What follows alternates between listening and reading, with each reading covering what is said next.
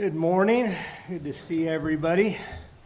And for those who aren't with us today but staying at home, we hope you are well and glad you could join with us, at least listening in. I want to talk a little bit about the process of transition from generation to generation. In modern times, we kind of consider somewhere around 20 years a generation. And in the ancient world, they thought probably a little bit longer term than that. Their societies, their lifestyles did not change as rapidly as they have begun to change, especially in the 20th and 21st centuries. But it makes sense, 20 years, because I think of, in kind of a big picture term, 0 to 20, and I've taught about this in the past, but 0 to 20 is really the period in life where you are training, you are learning, you are just being introduced to all the different things about life and in the world.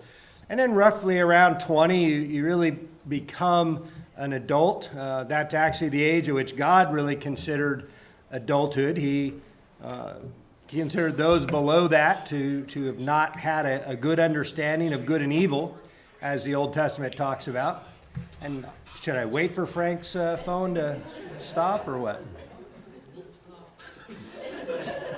Okay. You can see Frank. See, that's the problem with older generations.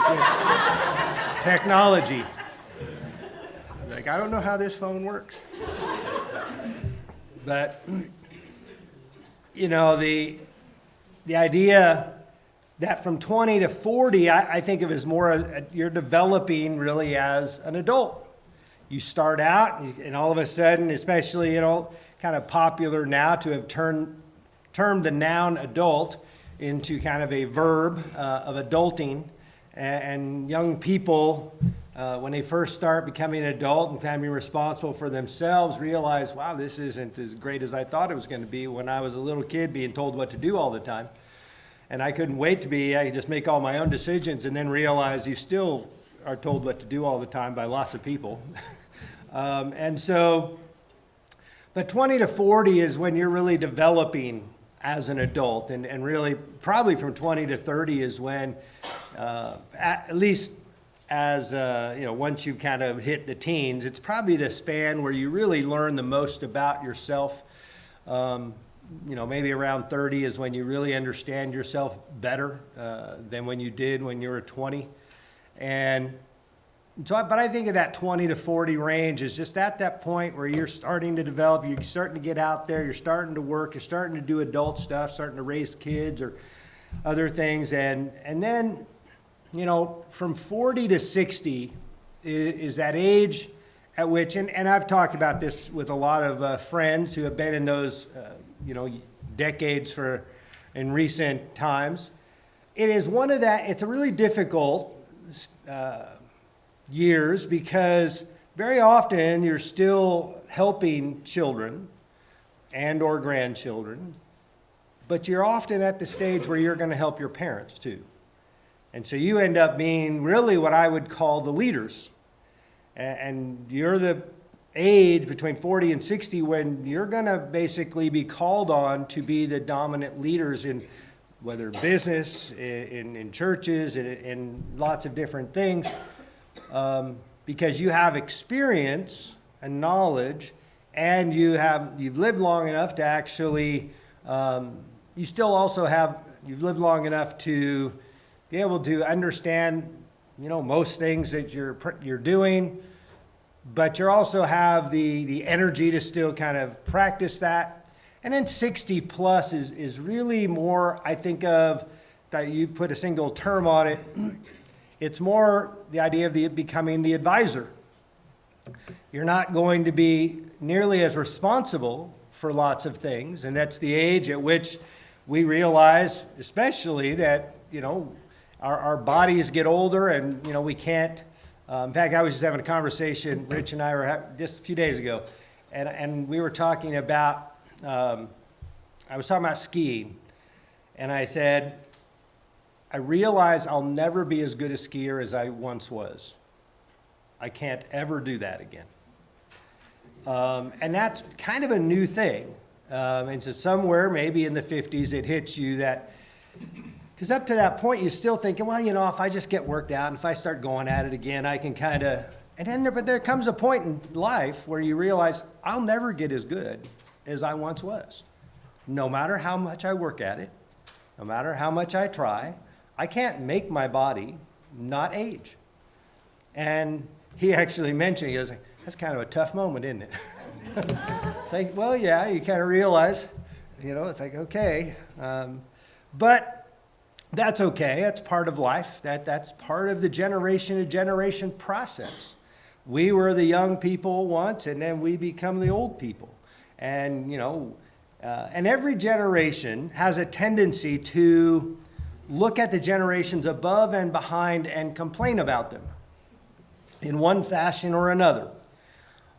In such a way that we have a tendency, as from one generation to the next, to be either reactionary, which means I hated everything they did, ahead of me, and so I'm going to be the exact opposite. Or I liked what they did, and I do the same thing. It's harder, especially when you're young, to simply say, well, okay, well, they tried their best, and maybe they got something good and some things right, not so good. But I'm going to find I'm going to kind of improve on things. I'm going to find what was good, find what was bad. That's not what we do when we're young. We tend to throw out, the older generations if they bothered us. Now, if we think they're our heroes, we tend to follow them. And that's why I talk about it reactionary. It happens in a lot of different ways. I sometimes talk about addiction because I'm really familiar with it, grown up with it. Almost all of my family has addiction problems. A lot of older siblings, parents, and I go back even to my grandparents on my dad's side. So my dad came from a family, a very religious family. They drinking, touching alcohol was, and really straight. I mean, you couldn't even play cards in my dad's family. Real strict rules. They couldn't touch alcohol. And so of the 13 kids that grew up to adulthood in his family, they were all teetotalers like his parents, except for two. One of them was my dad. And the other one, they were both terrible drunks. There was nothing in between. They were one extreme or the other.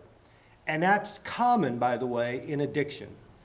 Addictive families, the children tend to do the same thing their parents did or go the exact opposite way, what their parents do. And that's just common. And it's common in lots of different ways. And so, but it takes age to realize, because eventually you get to the point your parents were, and it's kind of a weird realization, when you actually have a thought about your parents and you go, you know what? And you're kind of picturing your parents at a certain time, wow, they were so old. And then you go, I'm older than they were when I'm thinking about them. It's like, okay. I guess maybe they weren't as old as I thought. And, for me, my dad didn't live to be very old. He died in his earlier 60s. And so just the thought that I'm not very many years from when my father died. And so you kind of, oh, wow, I thought he was so old. And now I realize, wow, he wasn't nearly as old as I think he was. Now I realize he was young. But that's what happens as generations pass, as generations come. Eventually, ideally, we grow old enough to where we can look at our parents and see the good and the bad, and we've learned from both of them to maybe do something a little better. But the problem is, oftentimes, we're going to have kind of changed from them, and our children will complain about us. Right? And their children will complain about them. And all of us who are older will look at those younger and go, they're all messed up too.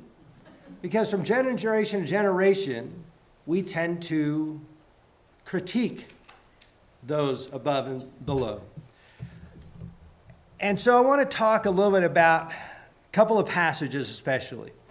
And a lot of times we tend to think this, even in our own society, we have this greatest generation.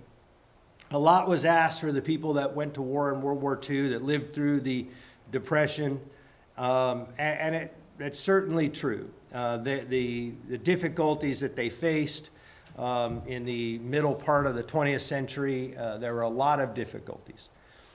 But they were just a generation. Sometimes we tend to think God comes and goes from generation to generation.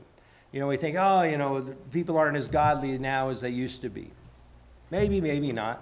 Maybe it's waning and turning away from God more than it did.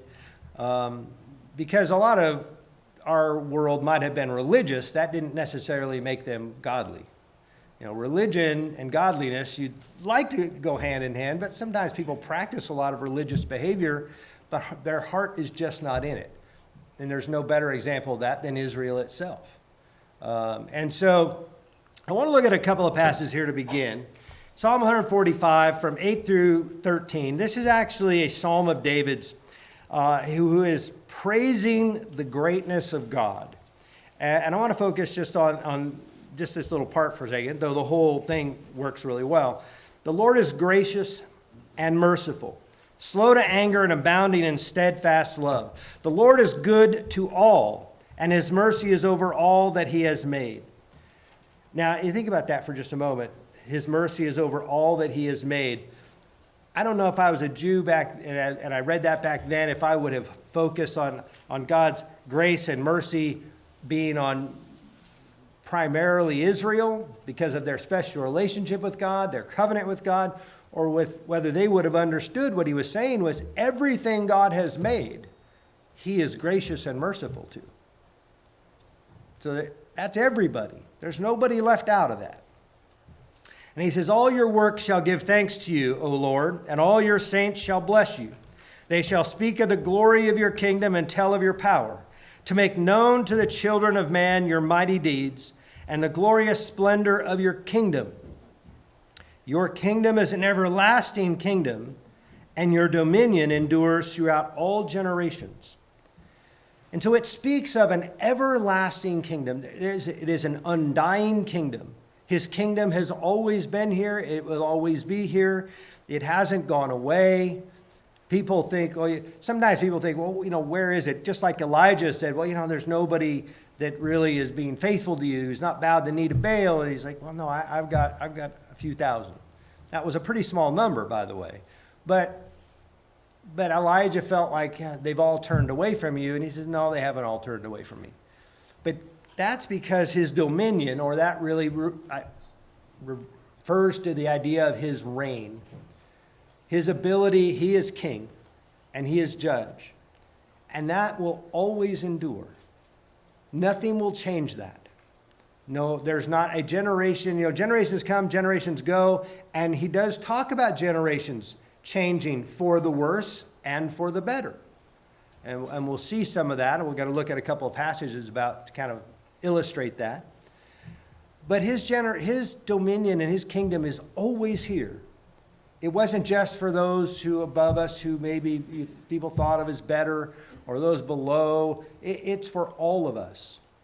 But because his reign endures to every generation, it also means to every generation it falls upon us and our generation at some time, at some point, to become the leaders.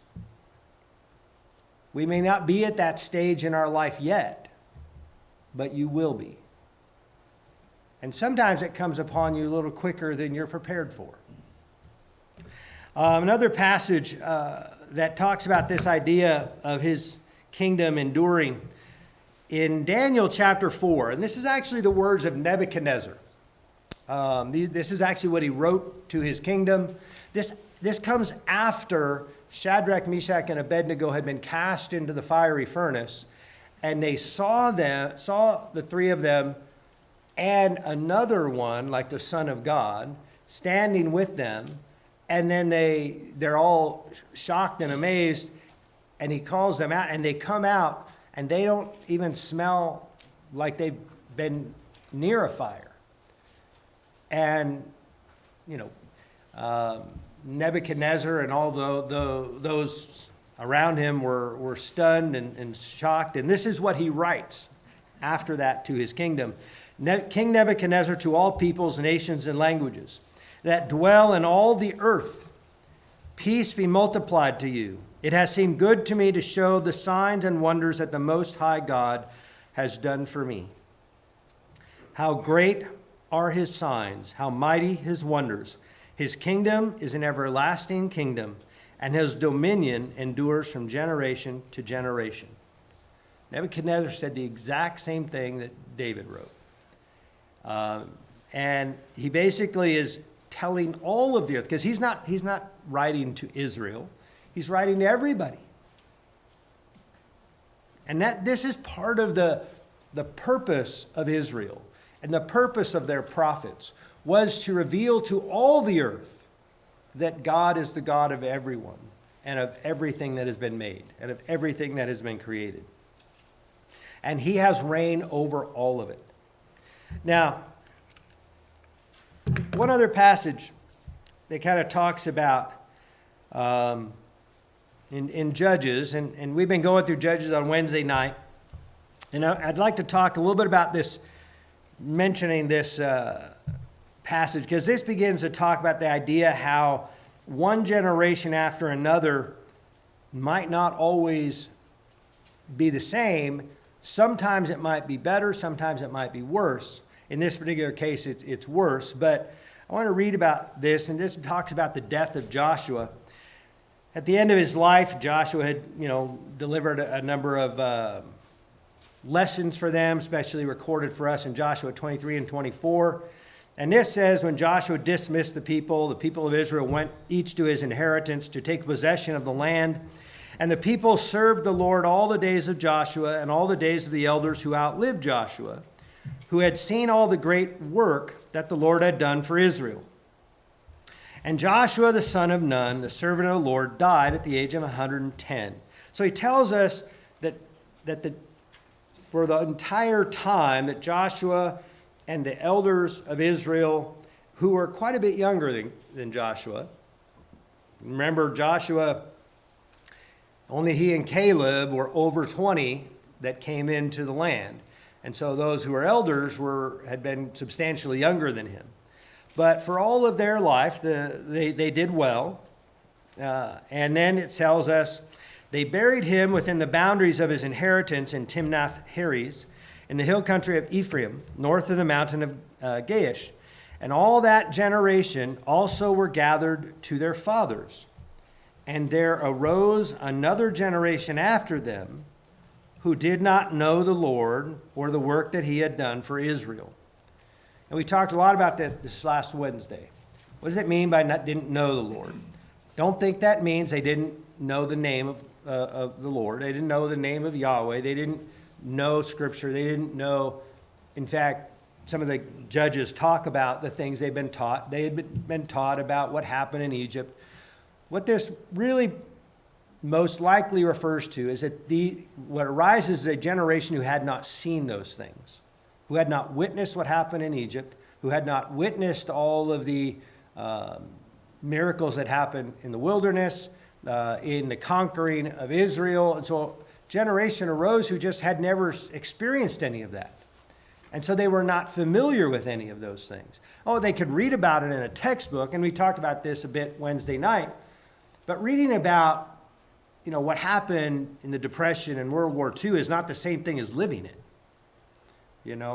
I sometimes, when I was younger, I could not understand my mother, especially.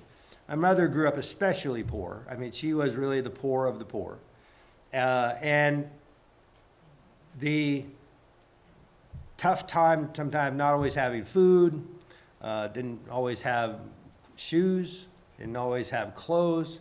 Well, she showered most of her children with abundance of those things.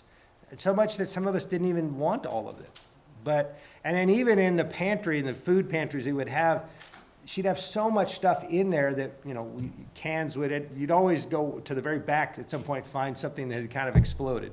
Usually at a time when you start reading, something stinks in this closet.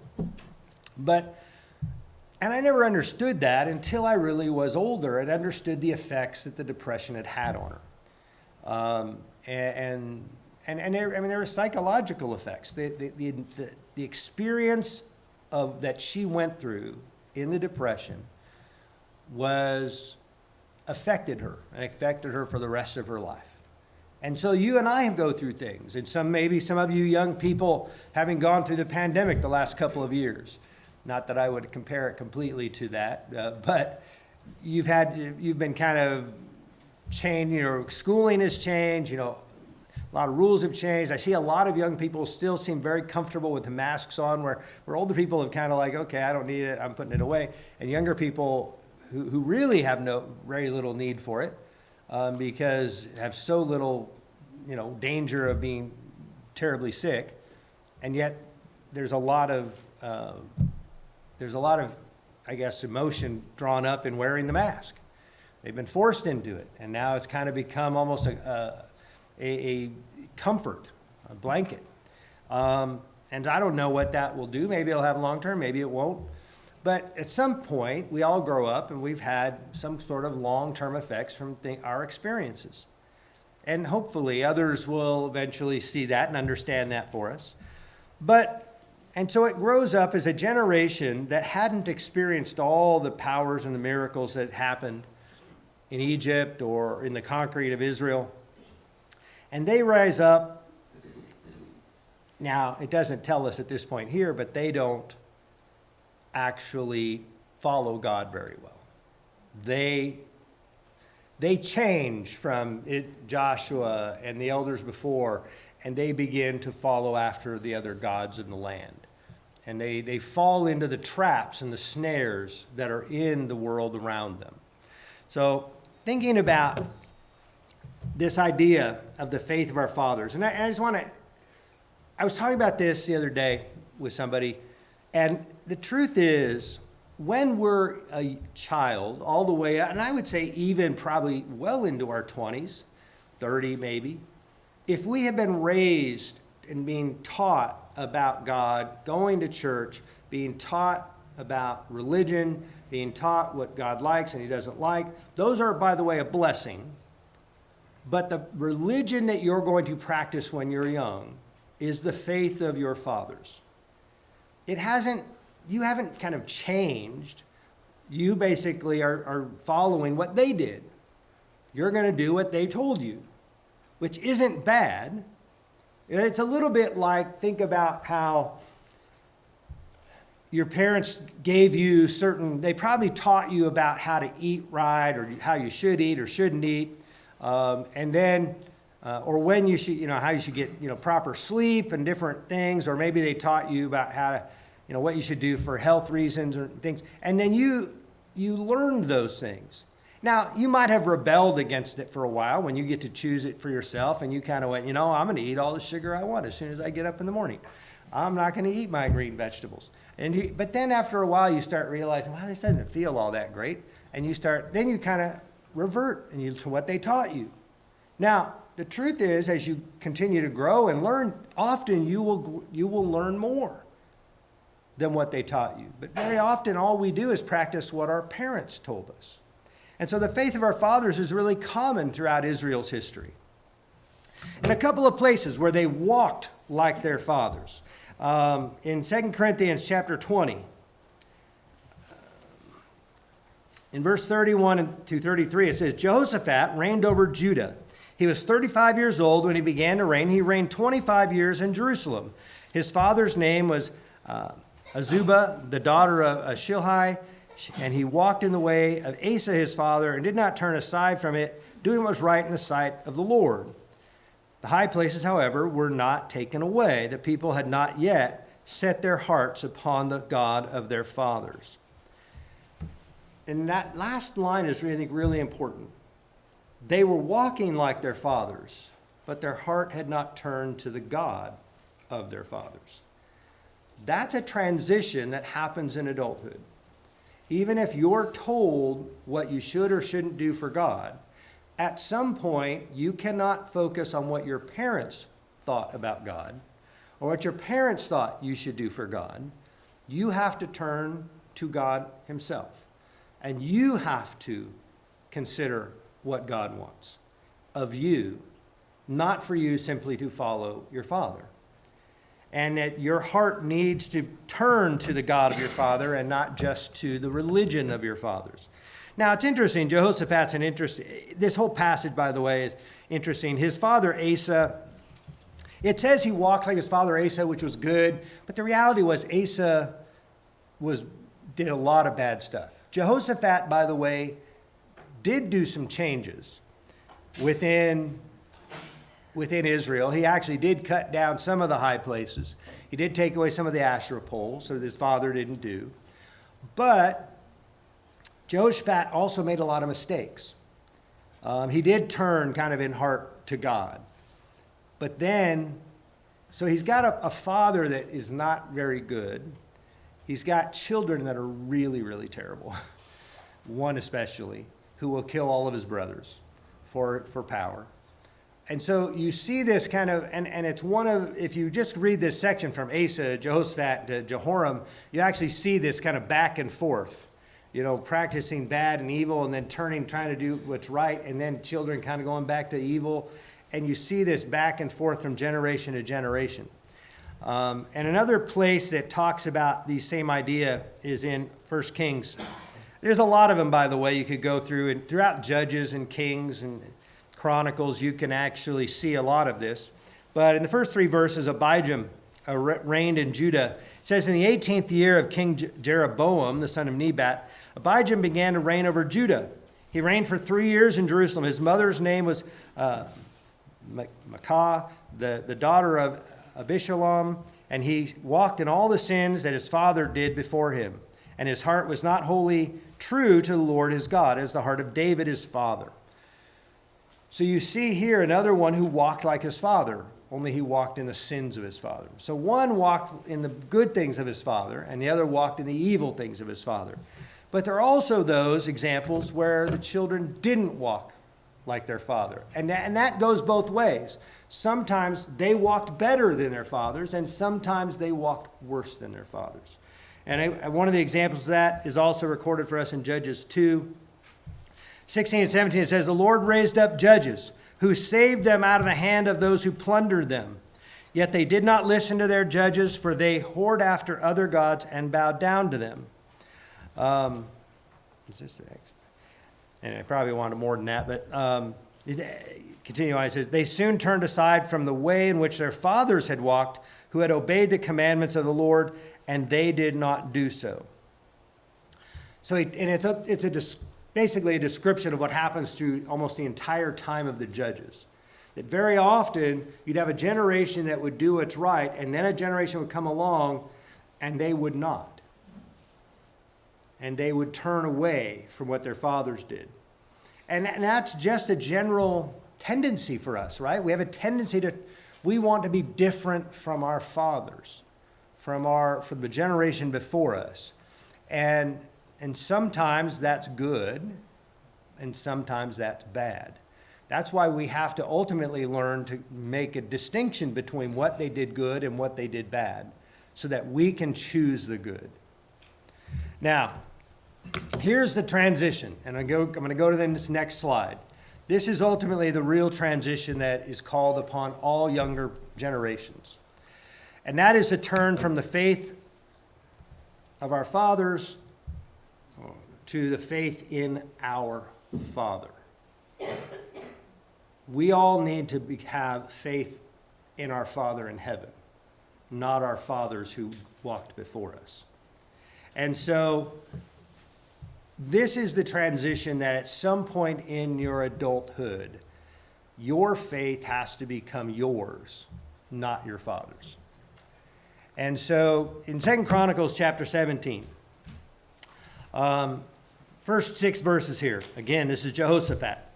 Jehoshaphat, his son, reigned in his place after he takes over Asa, strengthened himself against Israel. He placed forces in all the fortified cities of Judah, set garrisons in the land of Judah and in the cities of Ephraim that Asa, his father, had captured. The Lord was with Jehoshaphat because he walked in the earlier ways of his father David. He did not seek the Baals, but sought the God of his father and walked in his commandments, and not according to the practices of Israel. What it tells us is Jehoshaphat had to be different than other Israelites in order to actually be godly. He had to be different. He had to not be the way a lot of them were, even many of those who were kings. And he had to be like David, who sought God. And that's why God blessed him and was with him. And it says, therefore, the Lord established the kingdom in his hand, and all Judah brought tribute to Jehoshaphat.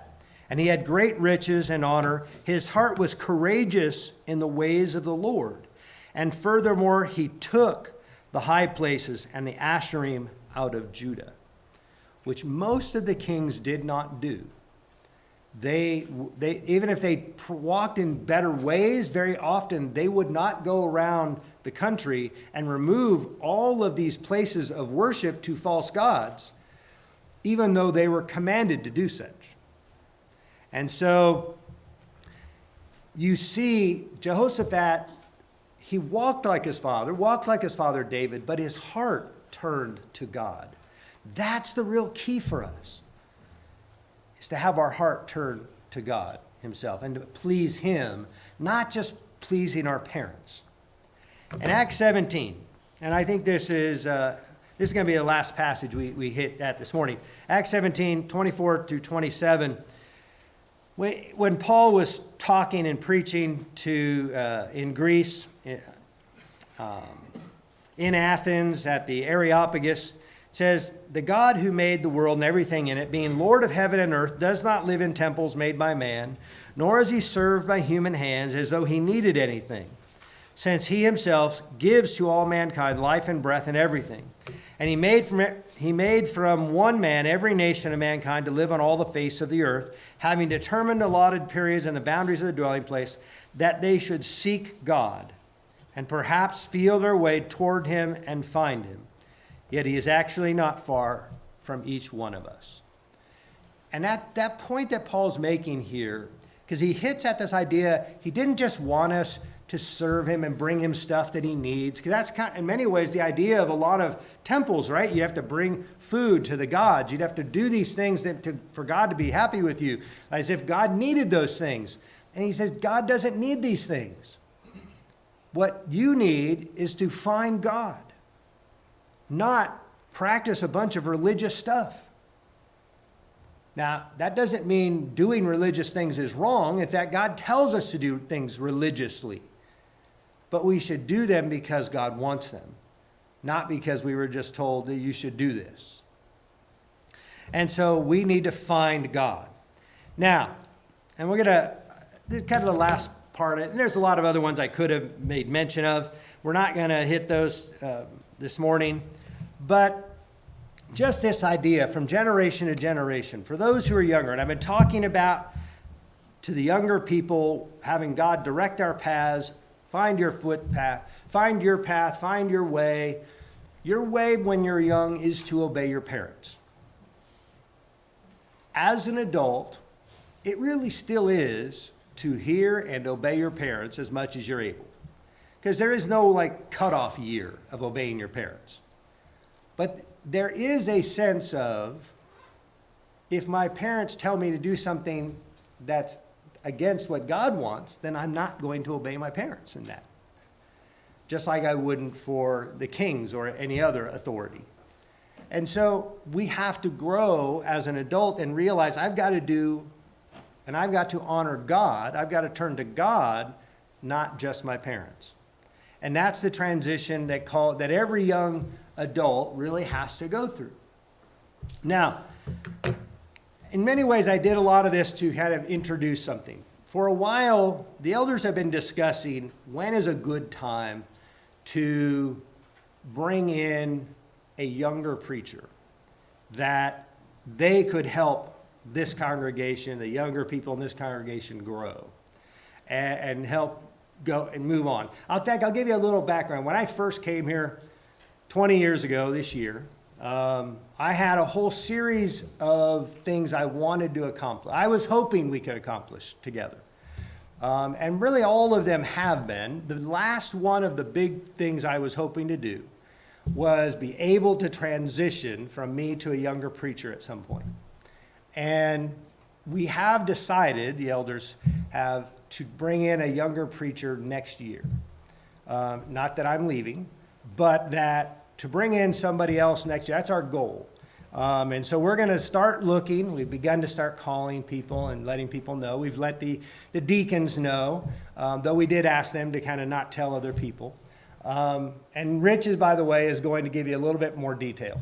He's in the announcements. He'll give you a little bit more details about what we're trying to do, and then also let you know about a little bit of a survey to get your thoughts and opinions about who that would be good to be bringing in to add to our group, to help younger people especially grow and take on that mantle of leadership within the congregation. Because some of you are just in that boat. You're in that 20 to 30 range, and you need to think about that.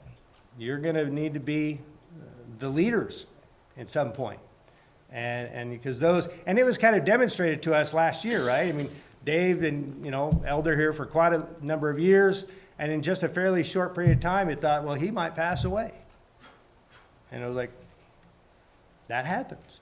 As we get older, just as they talk about with the pandemic, those over 60, over 65, they're in more danger, right? Because that's what happens as we age. We're going to be in more danger of passing away from things that come down, things that happen. And that's the reality of life. And so that's kind of been our thought process. This has been a goal for a while. How do we do that? We think this is a good time for that, and that's our hope, is to be able to bring in somebody that will fit well and really encourage and help this congregation continue to grow well into the future. So let's go ahead. We're going to stand and we're going to sing our invitation song number 72. Let's go ahead and stand, and we'll sing Above the Bright Blue.